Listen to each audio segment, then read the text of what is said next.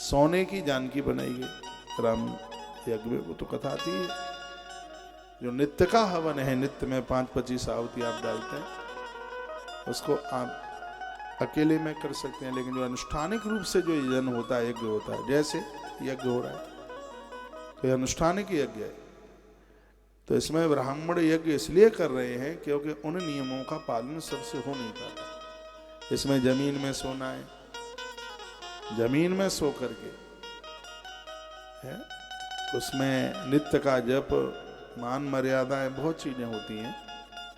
ये गृहस्थ व्यक्ति उन सबको कर नहीं पाता है, तो इसीलिए वो ब्राह्मण अनुष्ठान कर रहे, आयोजन कर रहे। कल ही तो मुझे कोई बैठे थे, कहते महाराज जी नवरात्रा में हम प्याज खा लेते हैं, कोई अपराध तो नहीं कर रहे। मैंने कहा मंदिर बनाने का पुण्य कमा रहे हैं आप। हाँ, तो नवरात्रा में प्याज खा रहे हैं और पूछ रहे हैं कि हम कोई अपराध तो नहीं कर रहे हैं, हम कोई अन्याय तो नहीं कर रहे हैं। भैया ये घूम रहा है।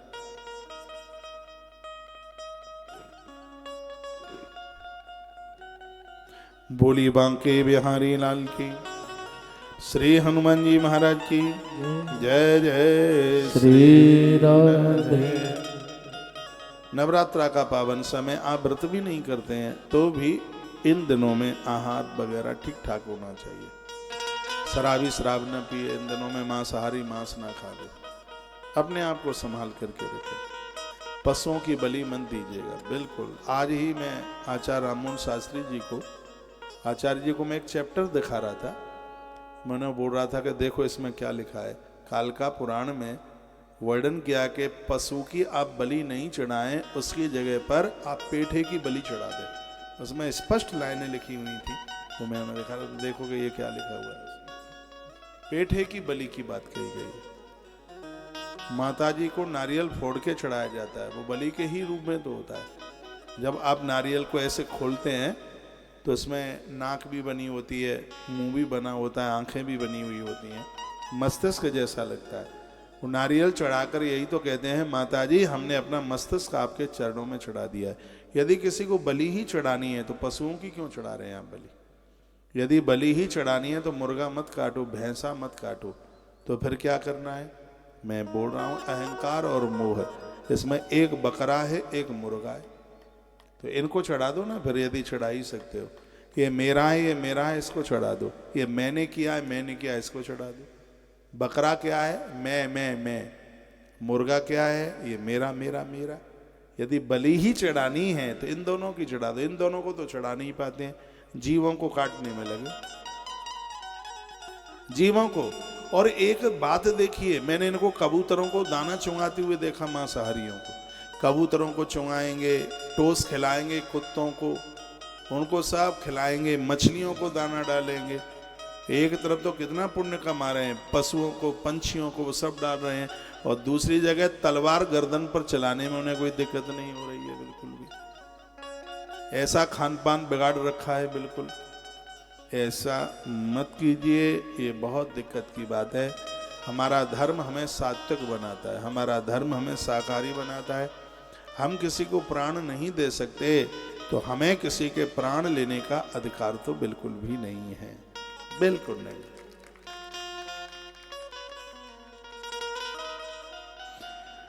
धर्मार्थ काम मोक्षाश यो वाक्षति विनाशम, चारों पुरुषार्थ इस कथा के द्वारा भैया प्राप्त हो जाएंगे, इसमें बिल्कुल संशय वाली बात नहीं है। नवरात्रा में दुर्गा सप्तशती की किताबें दान स्वरूप में दो। रुद्राक्ष की मालाएं बांटो, लाल चंदन बांटो, नारंगी बांटो, संतरे बांटो, केले का दान करो। ये तो सगरी बातें लिखी हैं इसमें।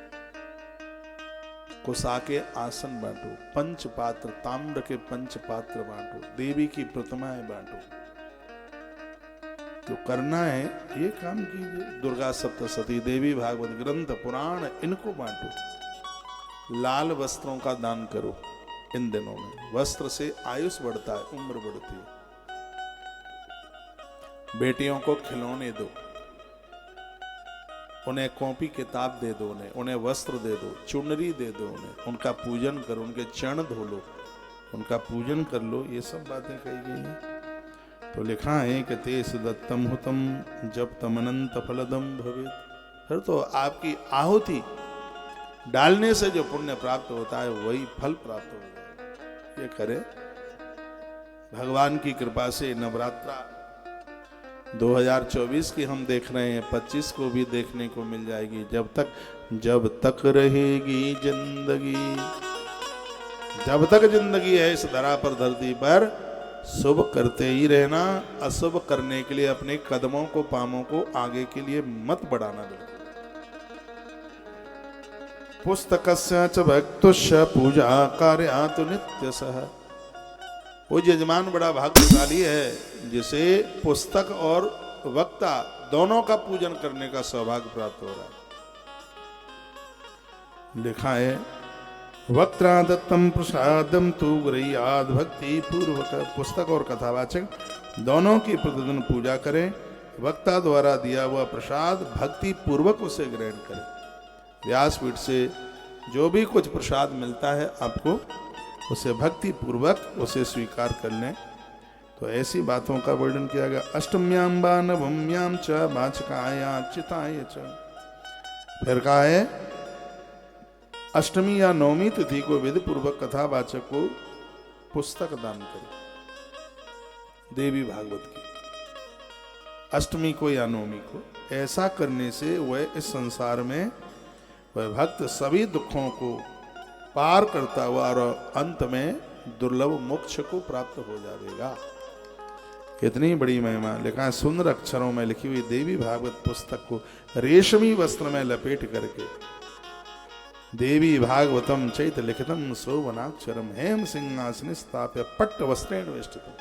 कभी भी ग्रंथ दान में दें तो उसको कपड़े में लपेट करके, जैसे बेटी का कन्यादान किया जाता है उसको अलंकार आभूषण दिए जाते हैं, उसको साड़ियाँ भी दी जाती हैं, उसको कपड़े भी दिए जाते हैं। धार्मिक ग्रंथ जब हम किसी को दान में देते हैं तो उसको वस्त्र में लपेट करके उसको दीजिएगा।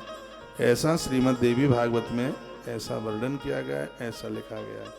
यह पट्ट वस्त्रेण वेष्टितम, वेष्टितम लपेट कर, वस्त्र में लपेट करके दीजिए। फिर क्या कहा, जो वक्ता है उसके प्रति भाव होना चाहिए, चाहे वो दरिद्र है, चाहे धनवान है, दुर्बल है, बूढ़ा है या बच्चा है। दरिद्रो दुर्बलो बाल तरुणो जरठ पिवान पुराण वेत्ता बंदस्यात् पूज्यो मानस्य सर्वदा। चाहे वो दुर्बल है, चाहे धनहीन है, कैसा भी है, व्यासपीठ पर बैठा हुआ वक्ता पूज्यनीय है, वंदनीय है, उसका अपमान नहीं होना चाहिए, उसका वंदन हो, उसको प्रणाम हो।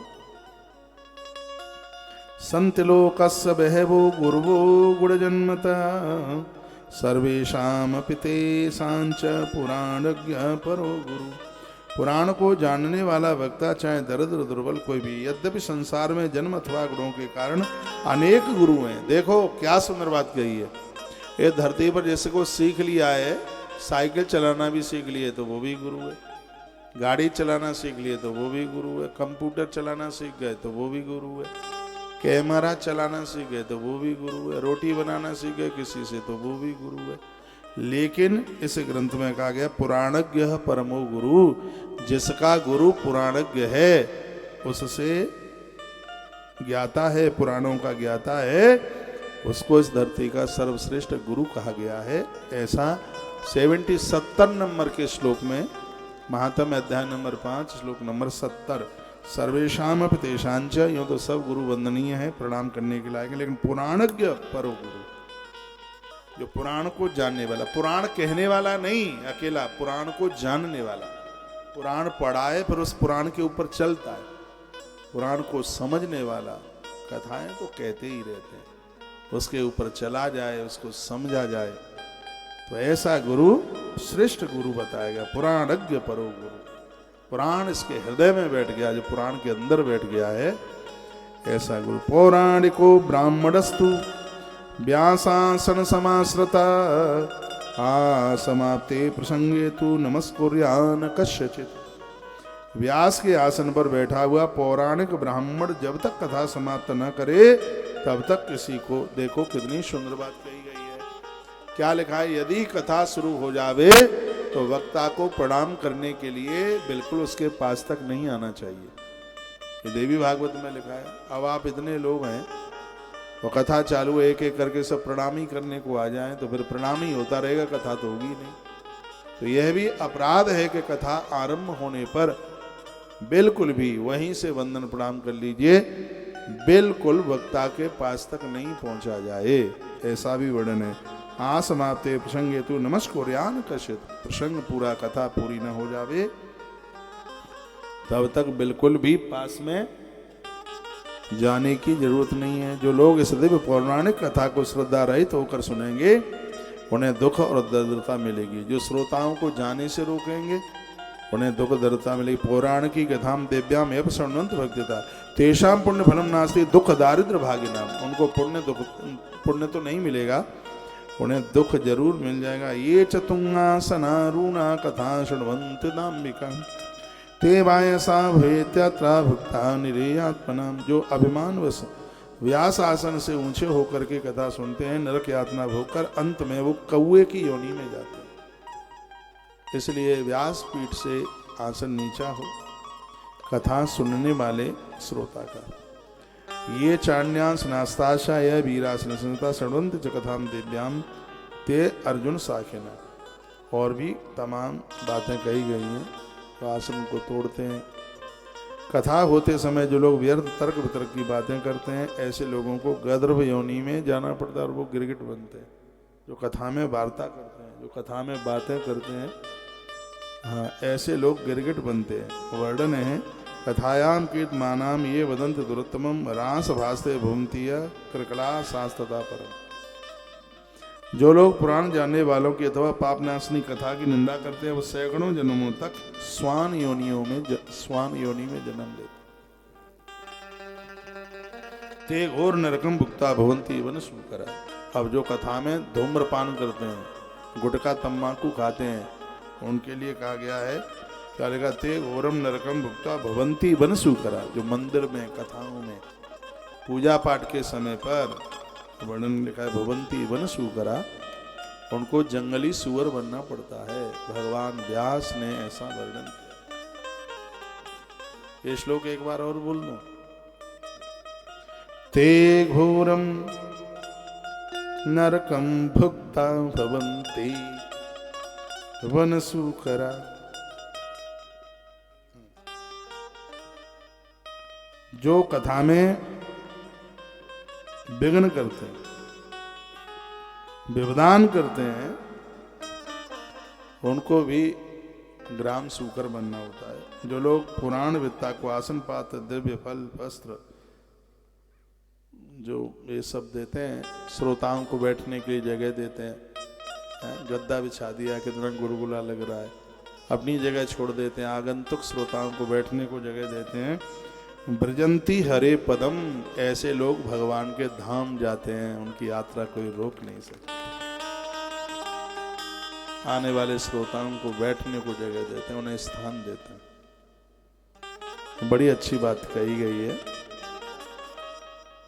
पुराण पुस्तक सापी ये पट्ट वसंडवम, इसमें तो वर्णन कर दिया, हर रोज एक ग्रंथ कपड़े में लपेट करके रोज 9 दिन दो। यदपाद पंकज संवाप्य विश्वम ब्रह्मा से तृदनंच भवति विष्णु रुद्रश्च संगरतने तद समर्था तन्ने नमस्तुतं जगदम लिखाए। माँ भगवती की कृपा से ब्रह्मा की तरह सृजन करने वाले, विष्णु की तरह पालन करने वाले और महादेव की तरह संस्कार देने वाले लोग बन जाते हैं। ये माँ की कृपा है। ये धरती पर ऐसे बहुत संत हैं, वो सृजन निर्माण में लगे हुए हैं, उनके द्वारा बड़े बड़े भंडारे चल रहे हैं, विष्णु का काम कर रहे हैं, संस्कार समाज को दे रहे हैं, महादेव का काम कर रहे हैं। ये माँ भगवती की कृपा से सहज में ये प्राप्त हो जाता है। क्या लिखा है, यदपाद पंकज संवाप्य विश्वम, माँ के चरणों की रज जिसको, तो यही देख रहा हूं, समझ लेते।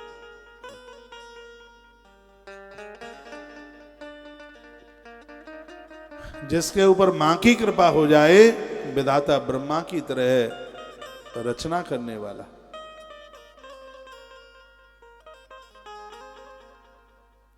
भगवान विष्णु की तरह पालन करने वाला और भगवान महादेव की तरह वो संस्कार देने वाला बन जाता है, तीनों देवताओं की कृति उसके पास उतर के आ जाती है, मां की कृति। ये देश में बहुत संतों ने बड़े बड़े निर्माण कराए, ऐसे सुंदर आलीशान मंदिर बनवाए, कितने अखंड भंडारे चल रहे हैं, कितना समाज में अद्भुत संस्कार दिए हैं। ये माता रानी की कृपा, जब मां की कृपा होती है तो तीनों देवताओं की कृति उस महापुरुष में चल करके आ जाती है। ये मां की बड़ी कृपा। रुद्रस्य संगृत नेत्र था समर्था, महादेव की तरह वो समर्थ, ब्रह्मा की तरह, भगवान नारायण की तरह। जगताम श्रेयसे शास्तु मणिद्वीपा देवता, और वह माता रानी का भक्त अंत में मणिद्वीप के लिए प्रस्थान करता है। तो ऐसी महिमा ये महात्म्य की कथा हम और आप सुन रहे हैं। और अब आइए, अब हम उधर चलेंगे जहां भगवान नारायण का मस्तिष्क कट गया था, और माता रानी ने कटे हुए मस्तिष्क को कैसे जोड़ा।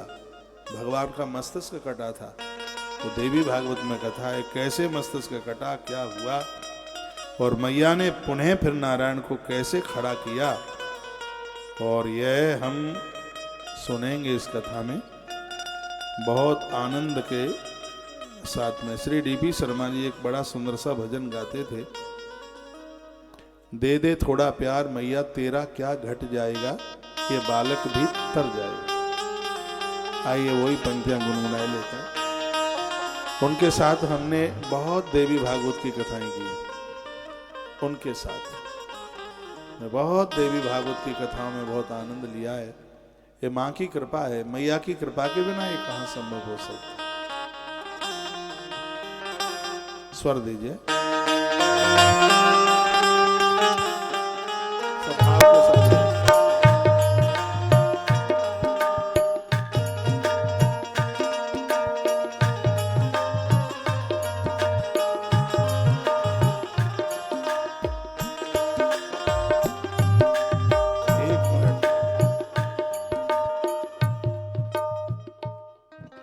एक बात तो मैं आपको निवेदन कर, कल तारीख कितनी है? कितनी है तारीख? कल 13, तो 14, 15 तारीख को थोड़ा कथा में टाइम चेंज होगा। अब मैया जी के दर्शन ना हो तो हमें तो लगता है कि फिर यहाँ तो हमारा आना ही अधूरा सा ही रह जाएगा।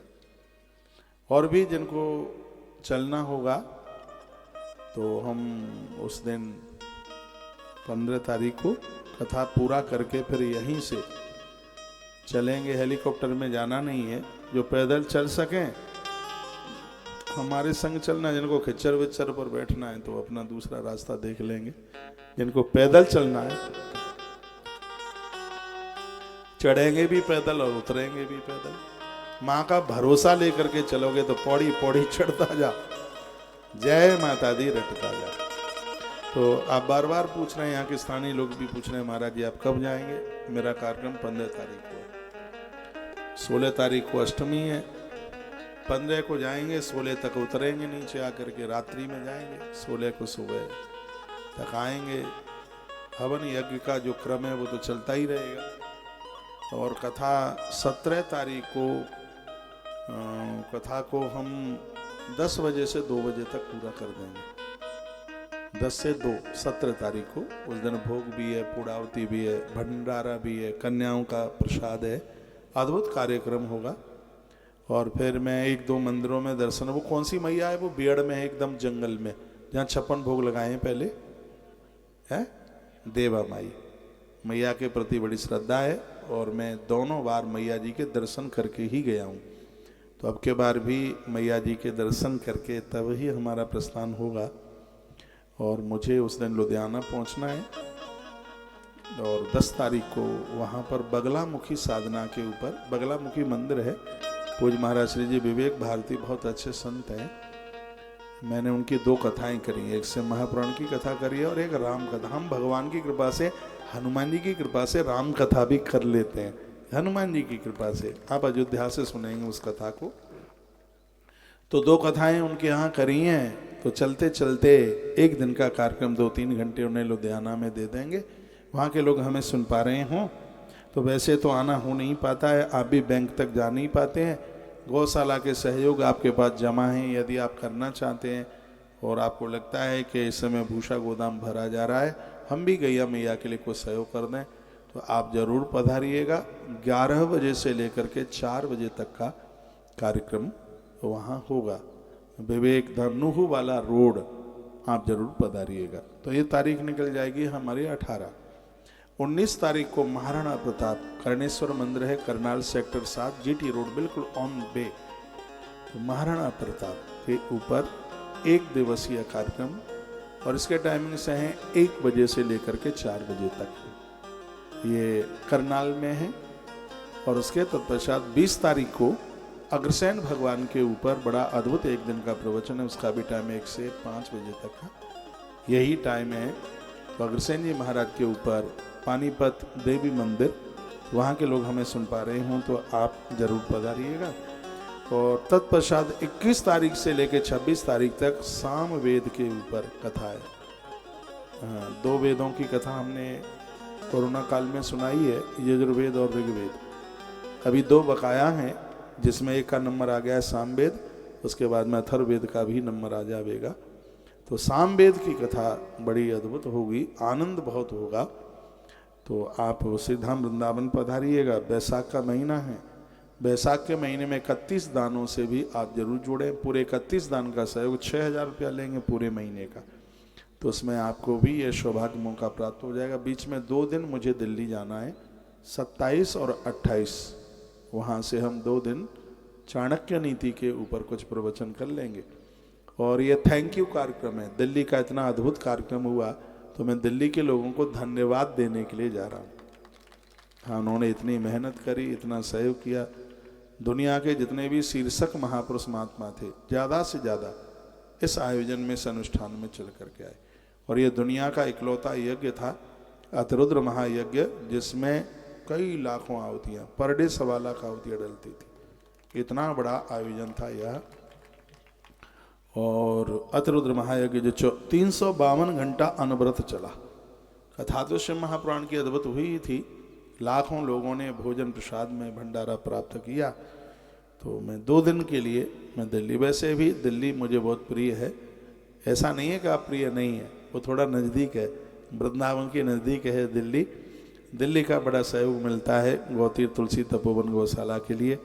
तो 2 दिन के लिए मेरा वहाँ पर पहुँचना हो रहा है। और जो भी वहाँ के लोग मुझे सुन पा रहे हैं, 1 बजे से लेके 4-5 बजे तक का कार्यक्रम होगा। और मैं अग्रवाल भवन में रुका हूँ, जो कि कहाँ पंजाबी बाग में है। पहले भी 1 आध बार आप मुझे वहाँ मिलने को आए हैं, वहीं पर आप पधारिएगा। तो 27-28 तारीख यहाँ निकल जाएगी। 10 मई को 1 दिवसीय कार्यक्रम वृंदावन में यज्ञोपवीत संस्कार, जिसमें ब्राह्मणों के बच्चे 16 वर्ष तक, लास्ट 16, क्षत्रिय और वैश्यों के बच्चे, तीनों वर्णों के बच्चे वहाँ जनेऊ के लिए आए। 1 रात पहले पहुँच जाएँ, निःशुल्क है। गौ माता के लिए सहयोग करना, वैसे आपको जनेऊ के नाम पर कोई पैसा नहीं लिया जाएगा। खर्चा तो होता ही है, हर चीज़ में खर्चा होता है, तो बहुत खर्चा, क्या लाखों खर्चा हो जाएगा उसमें। आप आकर के गौ माता के लिए जो जनेऊ पर आप खर्च करते हैं, वो गौ माता के भूसे चारे के ऊपर खर्च कर दीजिएगा। और आप जरूर पधारिएगा, श्रीधाम वृंदावन पधारें। ये आगामी कार्यक्रम इस प्रकार से है। गुरु पूर्णिमा श्रीधाम वृंदावन की है, 21 जुलाई की है गुरु पूर्णिमा। पूरे वर्ष भर हम भक्तों को जो दीक्षा देते हैं, तो गुरु पूर्णिमा के समय पर जपने वाली माला, कंठी माला, उनको श्रीधाम वृंदावन से दी जाती है। असली होती है, ओरिजिनल होती है। और मैं कहूँगा कि इस गुरु पर्व पर तो सबको पहुँचना ही चाहिए, अपने अपने गुरुजनों की देहली पर सबको ही जाना चाहिए, जिन्होंने हमें अंधकार से प्रकाश के पहाड़ पर खड़ा किया है। कबीर साहब कहते हैं, मस्तिष्क दान करने पर भी उस गुरु के ऋण से हम कभी ओऋण नहीं हो पाते। तो ऐसे इस प्रकार से आगामी कार्यक्रम हैं। इन कार्यक्रमों में आप जुड़ना, और आप सब स्थानीय लोग हैं, उनको भी मैं कहूँगा कि यह भी अनुष्ठान आयोजन गौ माता के लिए ही समर्पित हो रहा है। अब मेरा आश्रम से 9-10 दिन के लिए बाहर निकलना, और यदि अनुष्ठान में, आयोजन में कोई सहयोग न हो, तो फिर गौ माता का क्या होगा। और ये सत्य है, बिल्कुल झूठ नहीं है इसमें। तुम कथा करो या मत करो, हर महीना 3 से 3.5 करोड़ रुपया, लाख नहीं करोड़ रुपया खर्च करने के लिए चाहिए। इतना निर्माण चल रहा है, इतनी सेवाएं, इतनी व्यवस्थाएं चल रही हैं। घर में 4 लोगों को संभालना मुश्किल होता है, वहाँ तो पता नहीं कितने हजारों लोग रोज पर डे भोजन करते हैं। ये तो मैया जी की कृपा है, गौ माता की कृपा है। ये सब कैसे होता है? हजारों आदमी तो हर महीने में सैलरी वाले होते हैं, जिनकी तनख्वाह निकालनी पड़ती है हर महीना। इतना काम बढ़ रहा है। ये आप देख रहे हैं, घर में 4 गायों को रखना बड़ा मुश्किल हो जाए, यहाँ तो कई हजारों की संख्या में बड़ी वृद्धि गौवंश की हो रही है। तो उसी के लिए बस लगे हैं दिन रात। मुझे तो स्वप्न में भी गौ माता ही दिखती है। हाँ, इसके बिना तो कोई दूसरा सपना ही नहीं आता। तो इसी के लिए लगे हैं। इसमें आप गौ माता के लिए ज़मीन की भी हर 2-3 महीने में एक बार रजिस्ट्री होती है। भूमि दान भी बहुत बड़ा दान है। और जब भी कोई बेटियों की शादी वगैरह के लिए कोई सहयोग के लिए आता है तो मना तो होता नहीं है, तो उसमें लगे ही रहते हैं, करते ही रहते हैं। यहाँ तो आपका किया गया जो भी सहयोग है वो 100%, 100% भगवतीय कार्य में लगता है, भगवान के कार्य में लगता है। तो इस गौ माता के लिए आप अवश्य में जरूर सहयोगी बने, बढ़ चढ़ करके सहयोग करें। पूरा देश मुझे सुन पा रहा है। आपके घर से गौ माता के भूसा गोदाम में कुछ तो भूसा पहुँचे ही, जिसमें हमने छोटी गाड़ी के लिए 6,000 रुपया, उसके बीच के लिए 11,000 रुपया और बड़ी गाड़ी के लिए 21,000 रुपये का सहयोग किया है। और 750 रुपया कुंटल के हिसाब से जितना भी आप भरवा सकें, उससे ज़्यादा भी कर सकते हैं।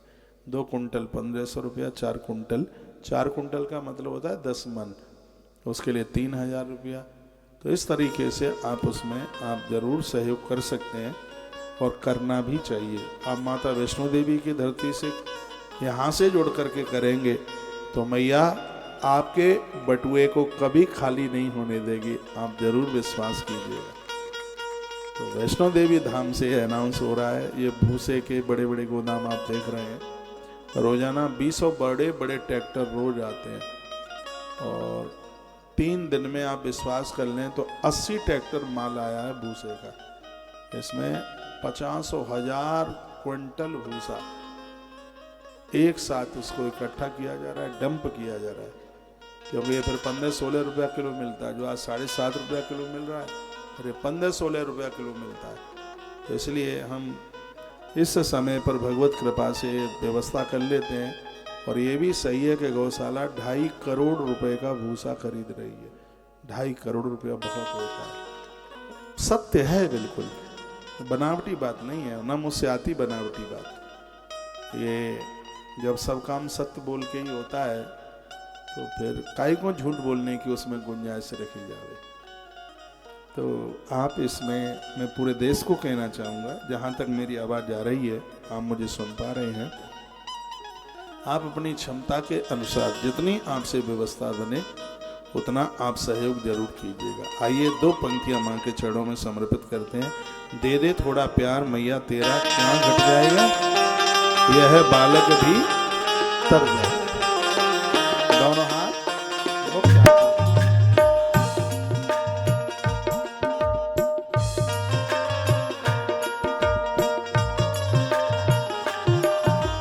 दे दे थोड़ा प्यार मैया, तेरा क्या घट जाएगा।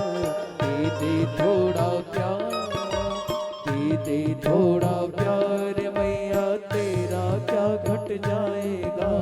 दे दे थोड़ा प्यार, दे दे थोड़ा प्यार मैया, तेरा क्या घट जाएगा। ये बालक भी तर जाएगा।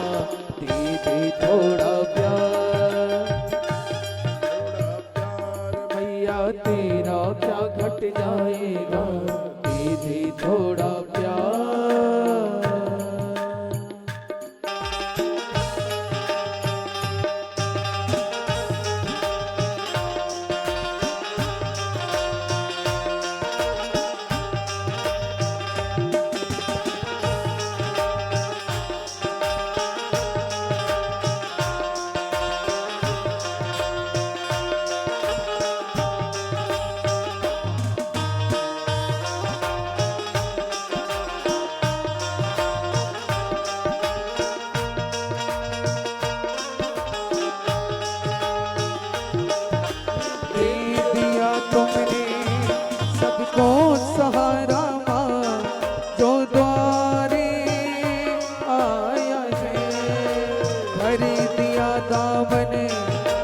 का खुशी से माँ जो अरे जी लाया है मुझको देने से खजाना कम नहीं हो जाएगा मुझको देने से खजाना कम नहीं हो जाए ये बालक भी कर जाएगा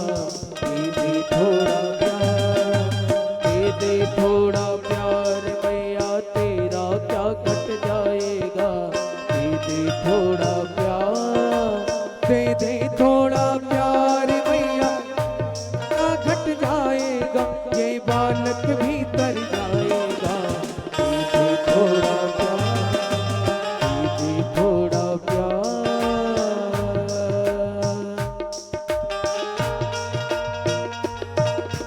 जय हो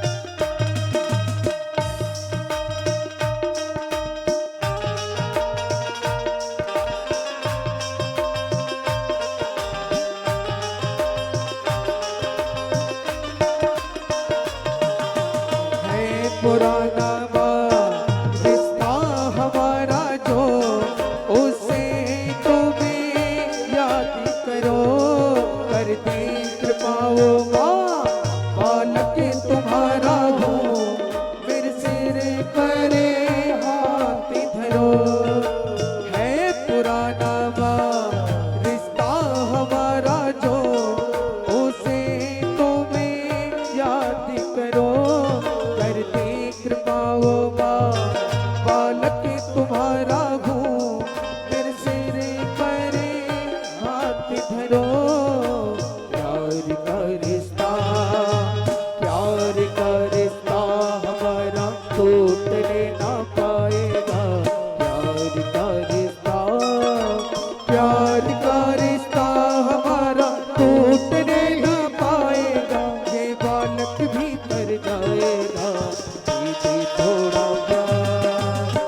दे थोड़ा प्यार मैया तेरा क्या घट जाएगा दे थोड़ा प्यार मैया तेरा क्या घट जाएगा ये बालक भी कर जाएगा दे थोड़ा प्यार मैया तेरा क्या घट जाएगा दे थोड़ा प्यार जय हो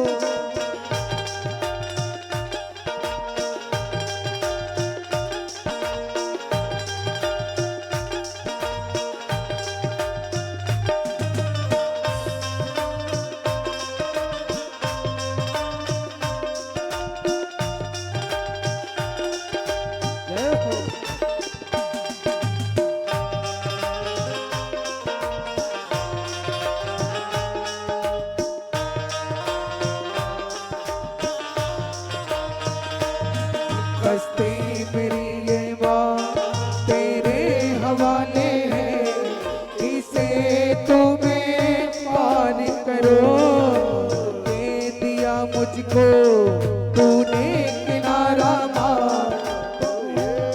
इसे वास करो बस्ती मेरी ये माँ तेरे हवाले है इसे तुम्हें पार करो मुझको तूने सहारा करो ये तेरा दरबार तारों से गुल जाएगा ये तेरा दरबार तारों से गुल जाएगा ये बालक भी तर जाएगा थोड़ा प्यार तेरा क्या घट जाएगा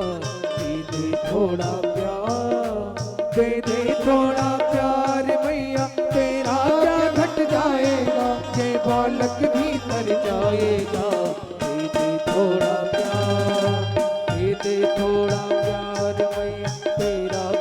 घट जाएगा, दे दे थोड़ा प्यार। जय हो, बोली सच्चे दरबार की।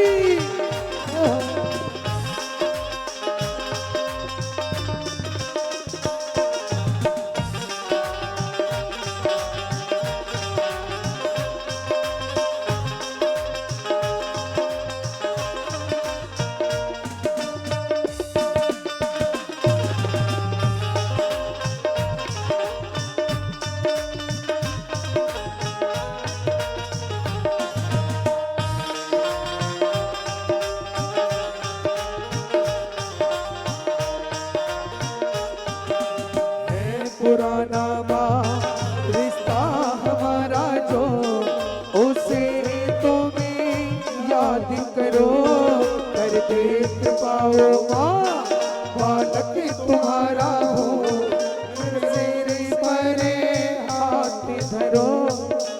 है पुराना रिश्ता हमारा जो, उसे तुम्हें याद करो, बालक तुम्हारा हो, मेरे परे हाथ धरो।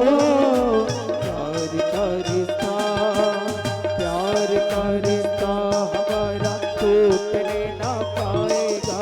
प्यार का रिश्ता, प्यार का रिश्ता हमारा टूट नहीं पाएगा। ये बालक भीतर जाएगा, दीदी थोड़ा थोड़ा प्यार में तेरा क्या घट जाएगा, दीदी थोड़ा प्यार, दीदी थोड़ा प्यार भैया तेरा क्या घट जाएगा। ये बालक भीतर जाएगा, दीदी थोड़ा प्यार, दीदी थोड़ा प्यार भैया तेरा क्या घट जाएगा, दीदी थोड़ा प्यार, दीदी थोड़ा प्यार भैया तेरा क्या घट जाएगा। ये बालक भीतर जाएगा,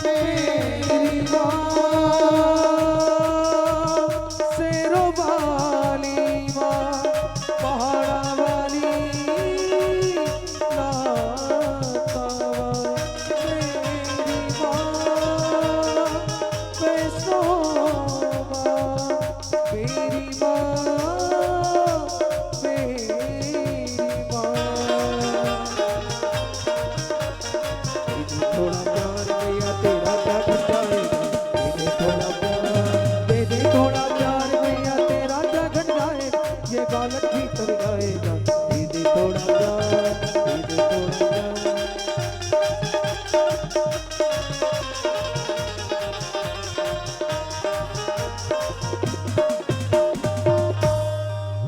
दीदी थोड़ा प्यार, दे दे थोड़ा प्यार भैया तेरा क्या घट जाएगा, दे दे थोड़ा प्यार, दे दे थोड़ा प्यार भैया तेरा क्या घट जाएगा।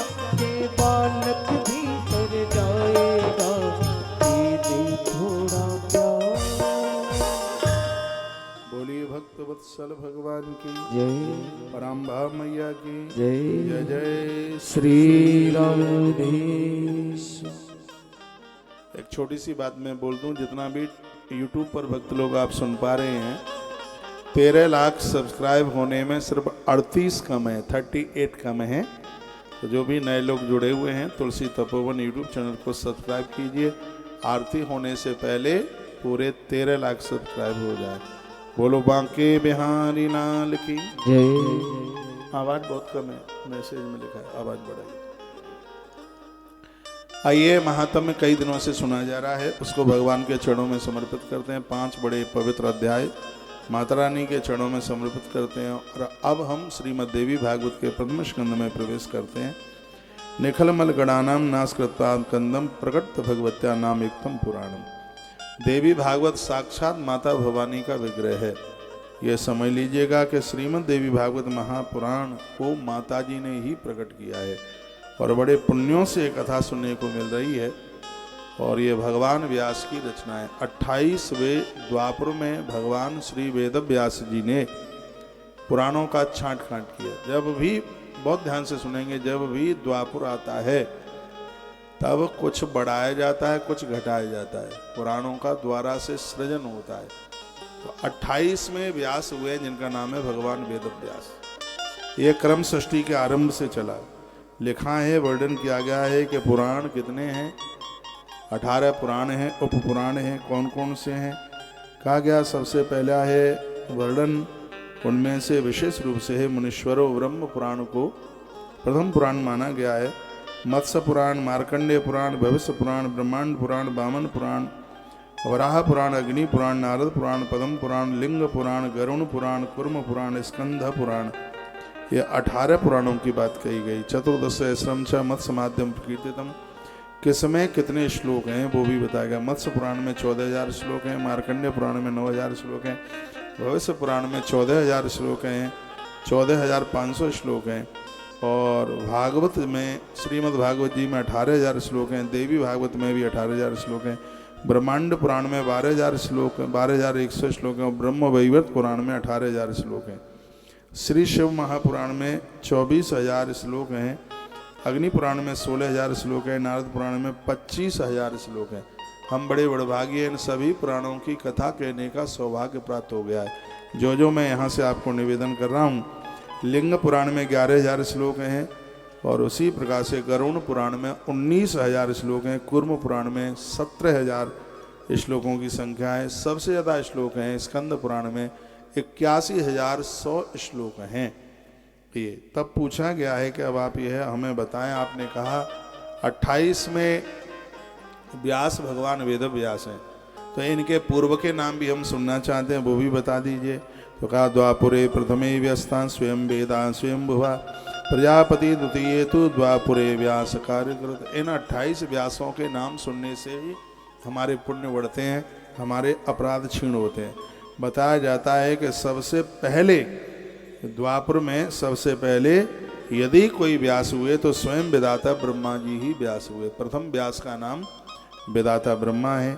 उसके बाद जिन्होंने वेद इत्यादि का विभाजन किया, दूसरे द्वापर में स्वयं प्रजापति जी व्यास बने। तीसरे द्वापर में शुक्राचार्य जी जो दैत्यों के गुरु हैं। फिर इनका जल्दी नंबर बनने वाला है, पता नहीं ये क्या रखेंगे क्या निकालेंगे वो ही जाने। चौथे द्वापर में बृहस्पति जी महाराज व्यास बने। 5वें द्वापर में वेदों की, इन ग्रंथों की सबको ठीक ठाक व्यवस्था करने में स्वयं भगवान सूर्य नारायण व्यास बने।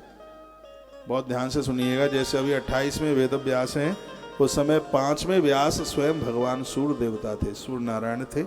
6वें व्यास स्वयं यमराज जी बने। यमराज जी ने सभी व्यवस्था बनाई पुराण ग्रंथों की, वो साक्षात व्यास 6वें व्यास हैं, वो भगवान श्री यमराज जी बने। बहुत ध्यान से सुनेंगे। 7वें जो व्यास बने वो देवराज इंद्र। 7वें जो व्यास हैं मधवा सप्तमे प्राते वशिष्ठ तत्स्मृतम। तो जो 7वें व्यास थे वो इंद्र, 8वें व्यास थे वो वशिष्ठ मुनि बने हुए थे। 9वें व्यास बने सारस्वत, और 10वें व्यास बने त्रिधामा जी। 11वें व्यास बने त्रिवरस, 12वें व्यास बने भरद्वाज मुनि। ये 12वें व्यास भरद्वाज मुनि बने। 13वें जो व्यास है वो अंतरिक्ष, और 14वें जो व्यास बने हुए थे वो धर्मराज। 15वें जो व्यास बने थे द्वापर में वो त्रियारूढ़ी थे। 16वें व्यास धनंजय। 17वें व्यास में मेधातिथि का नाम आया, और 18वें व्यास में व्रति मुनि नाम के संत। 19वें व्यास में अत्रि जी महाराज जो माता अनुसुईया के पति थे, ये 19वें व्यास में बने हैं। इन्होंने, अत्रि जी महाराज ने भी अपने काल में, अपने युग में बड़े धर्म ग्रंथों की रचना और उनकी एक व्यवस्था की। श्री अत्रि जी महाराज, वो अत्रि हैं चंद्रमा जिनके पुत्र हुए हैं। 20 में जो व्यास बने वो बने हैं महात्मा गौतम जो माता अहिल्या के पति थे। ये सब बातें हम सनातनियों को जानकारी में होनी चाहिए। तो जो 20 में जो व्यास हैं वो महात्मा गौतम बने, और 21 में जो व्यास बने वो हरियात्मा और नामक व्यास ये बने, और 22 में जो व्यास बने जो वाजिश्रवा नाम के महापुरुष, 23 में व्यास बने जो आमुष्याण, और 24 में जो व्यास बने वो तृणबिंदु, 25 में जो व्यास बने वो महात्मा भार्गव बने हुए थे, और 26 में जो व्यास बने हुए थे वो वशिष्ठ के पुत्र थे जिनका नाम था वशिष्ठ के पुत्र हुए थे शक्ति। ये 26 में व्यास बने, लिखा है ना, तथा शक्ति जात कन्या, ये बने हुए थे 26 में व्यास। 27 में व्यास बने जातुकर्ण नाम के महात्मा, और 28 में जो व्यास बने, 28 में द्वापर में, जब से सृष्टि का सृजन हुआ है तब से 28 बार द्वापर निकला है। अब जब 29वां द्वापर आएगा तब फिर इन वेदों का ये सब का फिर कांट छांट होगा, कुछ इसमें से निकाला जाएगा पुराणों में से, कुछ उसमें रखा जाएगा। जो 28 में अष्टाविंशत संख्यम कथिता माँ याश्रुता कृष्ण द्वैपायनः प्रोक्तम, ग्रंथ कहता यह है उनका नाम है भगवान श्री कृष्ण द्वैपायन। तो तत्काल ये प्रश्न कर लिया गया कि भगवान व्यास का जन्म कैसे हुआ, उनके बारे में आप बताएं। भगवान वेद व्यास ने जहाँ इतनी बड़ी श्रृंखला तैयार की है, पुराण उपपुराण इतना सब कुछ उनके द्वारा हुआ, तो उनके जन्म की कथा हम आपके श्रीमुख से सुनना चाहते हैं। उनके जन्म की कथा आप सुना देते तो बहुत बड़ी कृपा होती। ऐसा प्रश्न सौनकादियों ने महात्मा सूत जी से किया। तो सूत जी के तो गुरु हैं, श्री सूत जी के हैं गुरु भगवान वेदव्यास। तो अब उस कथा को वो सुनाने के लिए जब वो बैठे हुए तो बड़े आनंद की बात हुई थी, और उस कथा को आप सुन लें। भगवान व्यास का प्राकट्य किस प्रकार से हुआ, भगवान व्यास की कथा को सुनना भी एक बहुत आनंद की बात है। उससे पहले एक प्रश्न और था, वो ये था कि भगवान वेदव्यास ने सुखदेव को जन्म दिया, भगवान व्यास ने इतने ग्रंथ का सृजन किया, तो ये शक्ति इनके पास कहाँ से आई, यह प्रश्न था। तब जवाब दिया कि देव श्री नारद जी ने भगवान वेदव्यास को कुछ बातें बताई, और उसमें पूरी की पूरी बात थी माता भगवती जगदम्बा की। भगवान व्यास ने इतना सृजन किया, ये स्वयं माता भगवती जगदम्बा की ही बहुत बड़ी शक्ति थी, ये उनकी ही कृपा थी। वो बहुत बड़े शक्ति के उपासक थे, भगवान व्यास शक्ति के उपासक थे, गुरुदेव वशिष्ठ भी शक्ति के उपासक थे। ये खानदान ही माँ दुर्गा से जगदम्बा से जुड़ा था। इतने बड़े वशिष्ठ शक्ति के उपासक थे कि उन्होंने तो अपने बेटे का नाम ही शक्ति रख दिया। एक बार राक्षस उनको निगल गया, ऐसा बता दें वो खत्म हो गए। तो उनको भी गृहिणी को बेटा था जिनका नाम था पाराशर। पाराशर इतने तपस्वी थे, अपने पिता की अस्थियों को इकट्ठा किया और हड्डियों में प्राण डाल दिए, पिता जीवित हो गए थे। इतने बड़े तपोनिष्ठ थे भगवान पाराशर, और उन्हीं भगवान पाराशर के द्वारा धरती पर स्वयं भगवान चल करके आए, जिनको हम भगवान वेद व्यास के नाम से जानते हैं। महाभारत जैसे पंचम वेद मुच्यते, जैसे महाभारत नाम को ग्रंथ को 5वां वेद कहा गया है, तो मुड़िया पूर्णिमा आषाढ़ की जो पूर्णमासी आती है, दूसरे दिन से ही सावन आरंभ हो जाता है। ये व्यास हमारे और आप सबके गुरु हैं, इसलिए उस तिथि को गुरु पूर्णिमा के नाम से जाना जाता है। जब भी आप गुरु पूर्णिमा पर्व मनाते हैं उस दिन भगवान व्यास का पूजन कीजिए। भगवान वेद व्यास, व्यास का अर्थ है जिसने विस्तार किया है, वेद व्यास का अर्थ है जिसने वेदों का विस्तार किया, इसलिए उनका नाम भगवान वेद व्यास हुआ। तो श्रीमद् देवी भागवत में 28 में वो व्यास हैं, तो उनके जन्म की कथा को भी बहुत विस्तार पूर्वक कहा। इनके जन्म की कथा भी बहुत आनंद कर देने वाली कथा है। उससे पहले यह पूछा गया कि इनके पास में जो शक्ति थी वो किसकी प्रेरणा से इनको इस शक्ति मिली।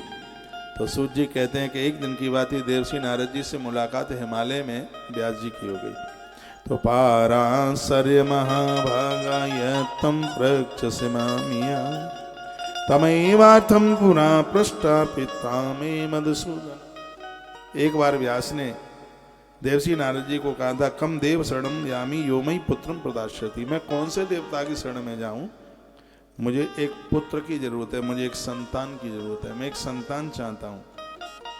क्योंकि एक दिन इन्होंने हिमालय में क्या देखा, इन्होंने एक गौरैया को अपने बच्चों से स्नेह प्रेम करते हुए देखा। व्यास ने, वो नदी के किनारे पर बैठे थे, सामने एक घोंसला था, अंडे फूटे थे, उसमें से बच्चे निकल के आए थे। ये कथा देवी भागवत की है।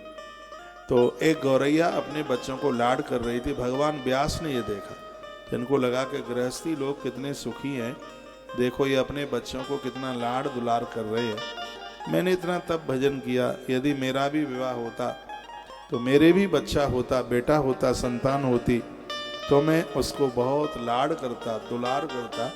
और अंदर में बात ये आ गई, क्या बात आ गई, नारद जी को कहने, अपुत्रस्य गतिर नामनी न सुखम मानसे।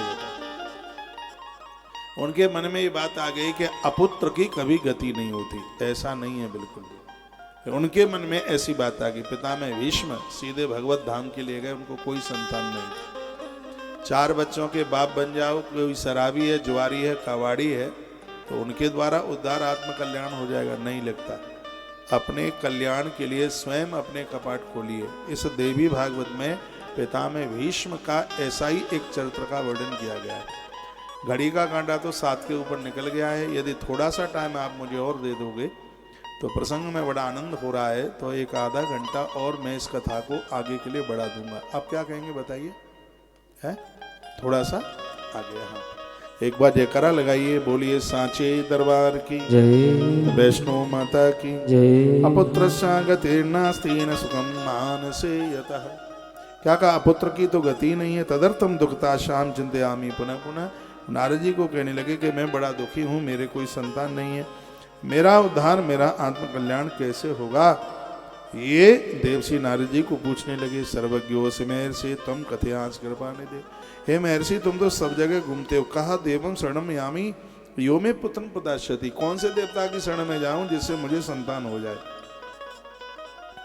आप ये हमारा समाधान कर दें। तब देवसी नारद जी बोले, देवसी नारद जी ने कहा, सृष्टा तम पालकंचाहम हरि संहार कारक। ध्यान से सुनिए, कृता सकेत सतर्क क्रियते वेद पार गई। कहा कि ये मैंने अपनी आंखों से देखा है, वेदाता ब्रह्मा ने भी सृष्टि की रचना के लिए शक्ति परम्बा भगवती की तपस्या करी, और मैया जी ने उन्हें यह आशीर्वाद दिया, और स्वयं भगवान विष्णु ने भी उस शक्ति को स्वीकार किया, उसी की वजह से वो पालन करते हैं। और तत्पश्चात स्वयं महादेव ने भी उसी शक्ति की उपासना की है।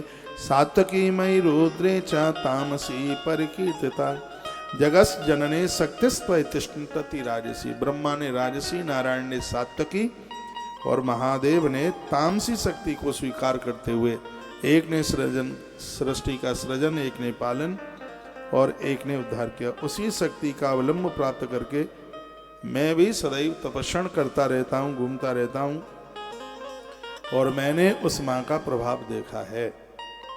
तो व्यास जी ने कहा कि थोड़ा उस माता के बारे में आप कुछ बताएं तो बड़ा आनंद होगा। तब एक बड़ी सुंदर कथा सुनाई, और उस कथा में वक्ता स्वयं श्री देवसी नारद जी थे। नारद जी कहते हैं कि मैं तुम्हें एक ऐसी कथा सुनाता हूँ जो तुम्हें सुनकर के बड़ा आनंद होगा। 5 वर्ष सहस्राणी वायु उद्यन मया कृतम। एक राक्षस के साथ भगवान 5000 साल तक युद्ध करते रहे। भगवान अजय हैं, व्यास को कहने लगे, लेकिन वह उस राक्षस को, वो 2 भाई थे, उनको जीत नहीं पा रहे थे, और 5000 वर्ष व्यतीत हो गए थे युद्ध करते करते, और उनको भी माँ की शरण में जाना पड़ा उन राक्षसों को जीतने के लिए। तो भगवान व्यास कहते हैं, शीघ्र ही बताइए वो कौन थे वो दोनों राक्षस जिनको युद्ध में भगवान को 5000 वर्ष लगानी पड़ी, उनके बारे में आप हमें बताएं। तो प्रत्यक्षम तब धर्मज्ञ तस्मेन कारणवे पुरा। कहा वो कोई और नहीं, भगवान के कान के मैल से पैदा हुए थे। वो 2 थे, एक का नाम था मधु और दूसरे का नाम था कैटव। मधु और कैटव, इन दोनों की कथा दुर्गा सप्तशती में भी आती है, तो उसमें संक्षिप्त है, यहाँ देवी भागवत में उसका थोड़ा विस्तार है। और नवरात्रा के समय में इस कथा को सुनना बड़े पुण्य की बात है। यदि इस कथा को छोड़ दें तो देवी भागवत के साथ अन्याय ही हो जाएगा।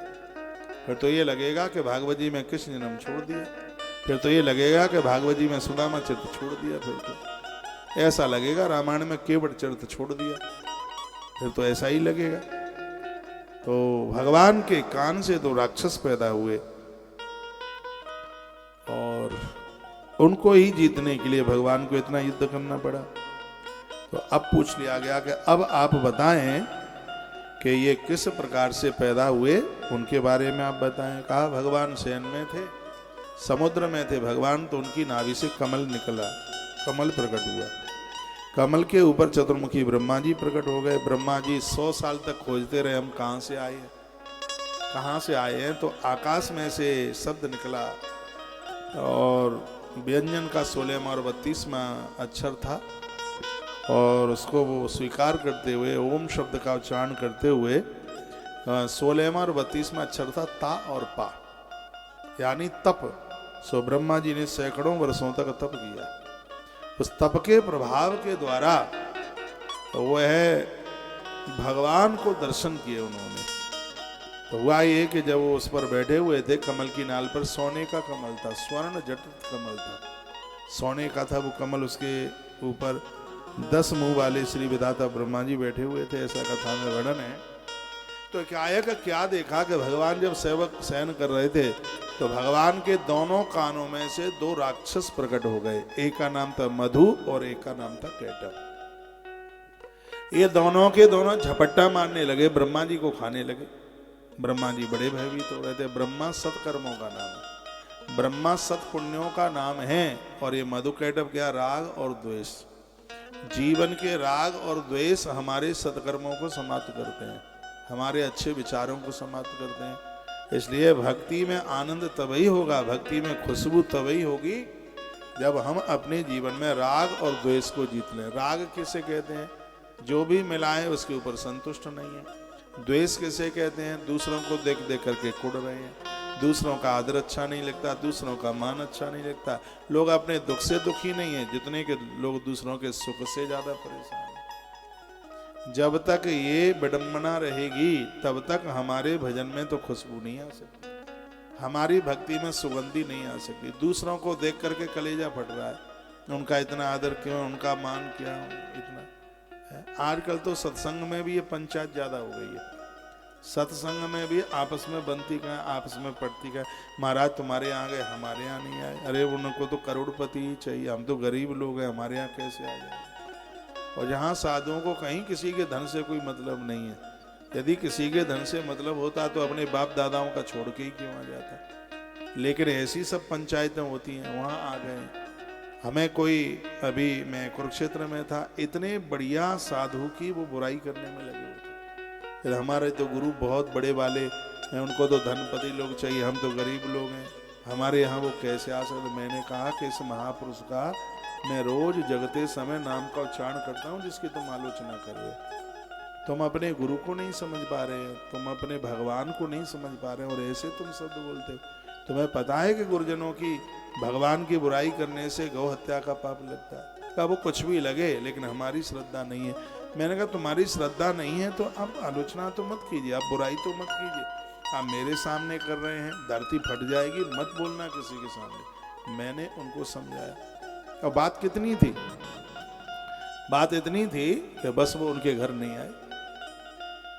अब फोन पर कभी बात हुई, हाँ फोन पर तो बहुत बात होती है, बस हमारे घर नहीं आए। उनके यहाँ चले गए। कहाँ चले गए, मेरी बड़ी जीजी के यहाँ चले गए, मेरे यहाँ नहीं आए। मैंने कहा आप वहीं मिल लेते, वहां तो मिल लिए, वहां तो खूब मिले। कहा ठीक से बोले, हाँ बोले तो इतने थे, पापा ने भी इतना लाड नहीं किया कभी जितना कि गुरुजी ने हमारे ऊपर लाड किया। अब देखो क्या चाहिए बताइए आप। पर वो हमारी जीजी को ज्यादा मानते, हमें उतना नहीं मानते, ये कोई बात है। आजकल तो सत्संग में भी बड़ी बेमनस्सता हो गई, ऐसी स्थितियां खराब हुई हैं भैया। साधुओं का तो जीना बड़ा मुश्किल है, बड़ा मुश्किल है उनका जीना, बहुत मुश्किल। बड़ा आज के युग में तो बड़ा कठिन हो गया। लोग हीन भावना से, एक दूसरी दृष्टि से देखते हैं। रेल के डिब्बे में बैठिए हैं, खिलखिला करके हंसेंगे। कोई तो ये कहेगा ये देखो वो जा रहा है, वो कहेगा